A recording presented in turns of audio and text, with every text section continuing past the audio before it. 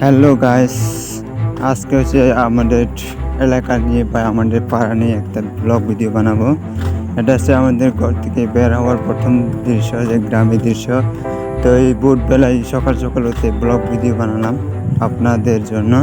তো সকাল সকাল উঠে দেখি কুয়াশায় ভরা আমাদের গ্রামটা অনেক সুন্দর, পাখি কিচিমিচি ডাকে, সুন্দর একটা পরিবেশ, একটা গ্রাম আমাদের এলাকা।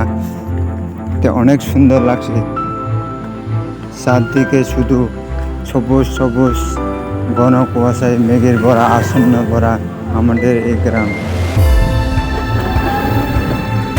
দেখেন, এই রাস্তাটা হচ্ছে মেরামত করা হয়েছিল, রাস্তা দেওয়া হয়েছিল, পরে বৃষ্টির কারণে সব এরকম সবগুলা শেষ হয়ে যায়। রাস্তাগুলো হাঁটার কোনো জায়গা নেই, এই অবস্থা। মানুষ যে অন্ধকারে যদি টর্চ না নিয়ে বাড়িতে ফিরে বা যে কোনো জায়গায় যায় অন্ধকারে বা রাত্রে, তাহলে অনেক অসুবিধা হয়ে যায়। আমাদের পাড়াটা অনেক সুন্দর একটা পরিবেশ জায়গা। এই আমাদের পাড়ার রাস্তা দিয়ে আবার হাতি মাথা যাওয়া যায়। সকাল হলে মানুষ যে যার কাজে ব্যস্ত হয়, সকালে বের হয়ে যায়।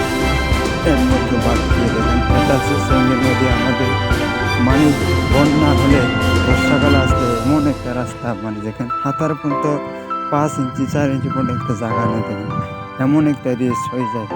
মানুষ যদি কেমনে যাবে ভাই রাস্তা দিয়ে, মানে ভাঙতে ভাঙতে এই বন্যার মাটি যে ভাঙে এখানে ভাই, সরকার বা মানে কোনো প্রশাসনে পদক্ষেপ নিচ্ছে না।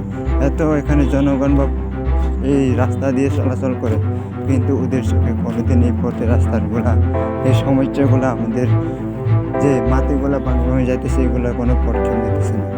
দেখেন, চারদিকে শুধু আমাদের ধানের ক্ষেত, সুন্দর সুন্দর পরিবেশ, জায়গাগুলো খুব দেখতে সুন্দর লাগতেছে।